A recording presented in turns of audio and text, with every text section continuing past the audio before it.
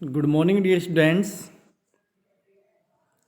You are most welcome once again to our study channel English with Naren Sir. Dear students, today we are going to study third poem from our textbook Beehive. The title of the poem is Rain on the Roof. So let's start the poem. आइए poem शुरू करते हैं। Poem शुरू करने से पहले poem के बारे में कुछ डिस्क्रिप्शन यहाँ दिया हुआ है, इसको हम पढ़ लेते हैं। पोइम के बारे में कुछ जानकारी है अपने पास, आइए पढ़ते हैं। When the sky is covered with dark clouds, जब जो आसमान है वो कवर्ड है, ढका हुआ है, विद डार्क क्लाउड्स, डार्क यानी अंधकार में, यानी काले काले बादलों से आसमान ढका हुआ है। एंड इट स्टार्ट्स रेनिंग, और वर्षा शुरू हो गई है। Have you ever listen to the patter of soft rain on the roof. Have you ever listened, क्या आपने कभी सुना है। एवर का मतलब जब कभी हम किसी से कोई जानकारी लेते हैं कि क्या कभी तुमने ऐसा किया है, तो वहाँ एवर वर्ड काम में लेते हैं। जैसे हैव यू एवर सीन हवा महल, क्या तुमने कभी हवा महल देखा है, यानी लाइफ में कभी। ओके, तो have you ever listen to the patter. Patter कहते हैं जो वर्षा की बूंदें जब गिरती है तो उनकी पट की जो आवाज़ आती है, जो साउंड आता है, वो पैटर कहलाता है। Of soft rain on the roof, जो सॉफ्ट रेन है उसकी रूफ के ऊपर, जो छत का ऊपर का हिस्सा है उसके ऊपर जब वर्षा की बूंदें गिरती है तो क्या उसका तुमने आनंद लिया है। What thoughts flashed through your mind as you heard this melody of nature? What thoughts, क्या विचार, flashed आते हैं, through your mind तुम्हारे दिमाग में क्या विचार आते हैं, as you heard जब तुम सुनते हो, this melody ये जो मधुर संगीत है, of nature प्रकृति का जो ये मधुर संगीत है, जब ये तुम सुनते हो तो तुम्हारे मन में क्या विचार आते हैं। Read the poem to find out, इस पोइम को पढ़िए पता लगाने के लिए कि what the poet dreamed of while listening to the rain. कवि ने क्या स्वप्न देखा वाहिल के दौरान। वाहिल का मतलब होता है दौरान, लिसनिंग टू द रेन वर्षा को सुनने के दौरान कवि ने कौन सा स्वप्न देखा। तो इसको हम पोइम को पढ़ेंगे और पता लगाएंगे। When the humid shadows hover, अब देखिए ह्यूमिड का मतलब क्या होता है, नम, यानी कि जो जिसमें क्या होती हो, नमी होती हो, जो कि हल्का सा, जिसमें जिसको कहते हैं ना हवा कैसी है, बिल्कुल पानी जिसमें मिक्सअप है, जिसमें नमी है। शेडोज का मतलब मेघ, जो आसमान में बादल है उनकी बात हो रही है यहाँ पे। होवर का मतलब होता है मंडराना। जब आसमान में बादल मंडराते हैं, मेघ वाले बादल मंडराते हैं, over all the starry sphere. Starry का मतलब होता है तारों से भरा हुआ, स्फीयर यानी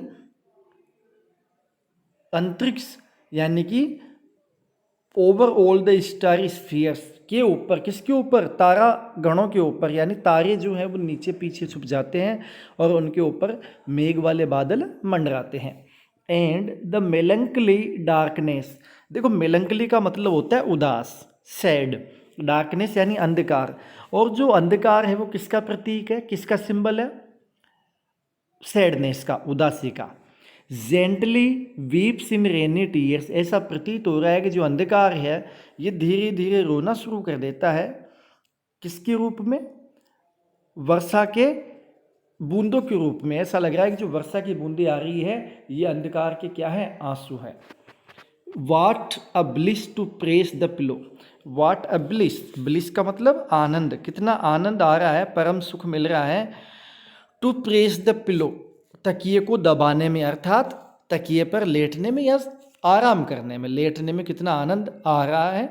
of A cottage chamber bed, cottage chamber यानी कि जो एक कुटिया है उसका जो कमरा है उसमें जो बेड है, कॉटेज चेम्बर बेड के अंदर, बेड के ऊपर लेटने में बड़ा आनंद आ रहा है।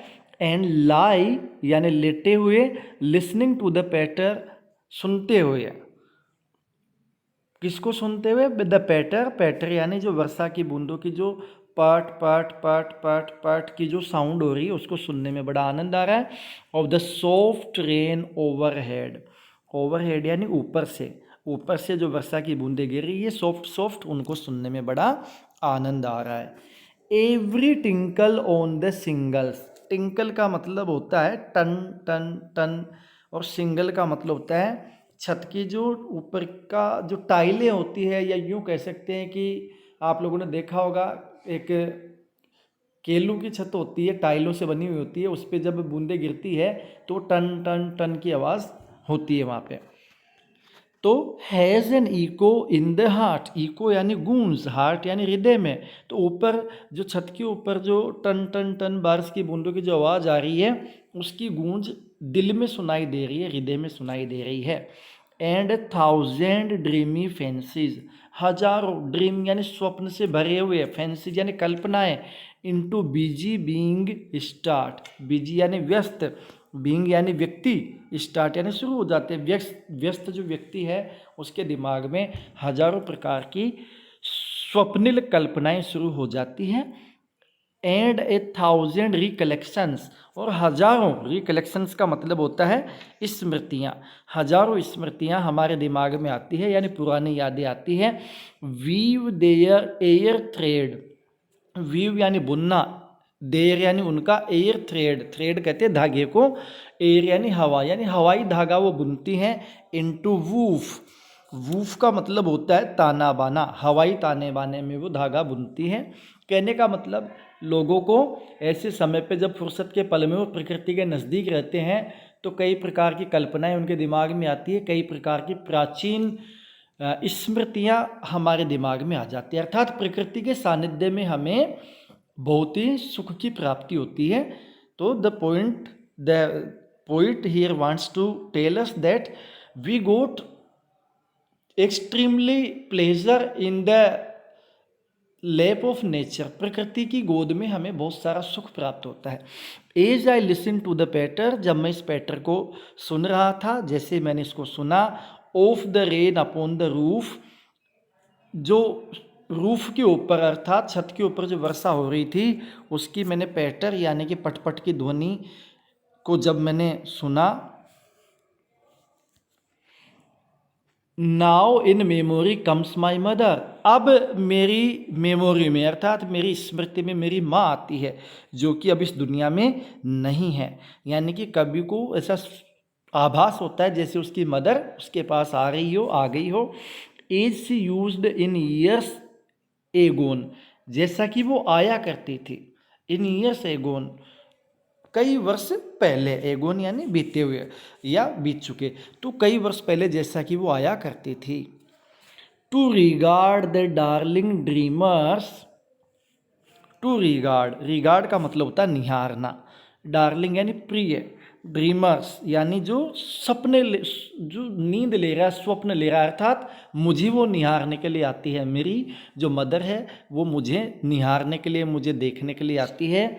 Ere she left them till the dawn, ere, ere का मतलब होता है इससे पहले, सी लेफ्ट वो चली जाती है, टिल द डॉन, डॉन कहते हैं सूर्योदय का जो समय होता है ना, जब सूरज निकलने वाला होता है अर्थात निकला नहीं होता और रात्रि का वक्त समाप्त होने वाला होता है, अर्थात उजाला तो फैल जाता है लेकिन सूर्य हमें नज़र नहीं आता है, तो वो डॉन कहलाता है। तो सूर्योदय के जो प्रभात का जो वक्त होता है उससे पहले ही वो चली भी जाती है। Oh I feel her fond look on me, अरे मैंने महसूस किया उसके फोन्ड लुक को, फोन्ड लुक का मतलब होता है उसका जो वात्सल्य वाला जो लुक है, यानी कि उनकी जो नज़रें हैं जो कि स्नेहपूर्ण नज़रें हैं उनको मैंने महसूस किया। As I list to this refrain, list का मतलब होता है सुनना, जब मैं सुनता हूँ टू दिस रिफ्रेन, रिफ्रेन का मतलब टेक, अब टेक का मतलब होता है, रिफ्रेन का मतलब होता है एक्चुअली बार बार जो कोई ध्वनि बार बार उसको रिपीट किया जाता है, रिपीटेड साउंड, वो कहलाता है रिफ्रेन। तो इस रिफ्रेन को जब मैं बार बार सुनता हूँ तो मुझे मेरी मम्मी की स्नेह भरी जो नज़र, स्नेह भरा जो उनका चेहरा है वो याद आ जाता है। Which is played upon the singles, जो ये ध्वनि प्लेड हो रही है, बज रही है अपॉन द सिंगल्स। सिंगल्स का मतलब अभी मैंने थोड़ी देर पहले आपको बताया था कि छत की जो लकड़ी की टाइल्स होती है उनको सिंगल्स कहते हैं। By the patter of the rain, और वर्षा की जो पट पट पट की जो आवाज़ आ रही है सिंगल्स के ऊपर, ये जब मेरे को सुनाई देती है तो मुझे मेरी मदर की याद आ जाती है। या देखिए, अभी हम एक वर्ड की चर्चा कर रहे थे रिफ्रेन की, तो ये होता है repeated part of a song और ए पोइम, यानी कविता का कोई भी पार्ट जो बार बार रिपीट होता है। अब यहाँ पे क्या रिपीट हो रहा है? The sound of the rain, वर्षा का जो साउंड है वो बार बार रिपीट हो रहा है। तो dear students, this was our poem, ये हमारी पोइम थी जिसको हमने पढ़ा। इसके डिफ़िकल्ट वर्ड्स आप लोग अपनी होमवर्क की कॉपी में नोट कर लेंगे और उनको आप लोग लर्न करेंगे, पोइम को बार बार रीड करेंगे, रीड करके इसका आनंद लेंगे और इसका होमवर्क जितना जल्दी संभव हो सके करके और अपने ग्रुप में सेंड करेंगे। ओके, तो this is all for today. Keep enjoying, have a good day, see you soon, bye bye.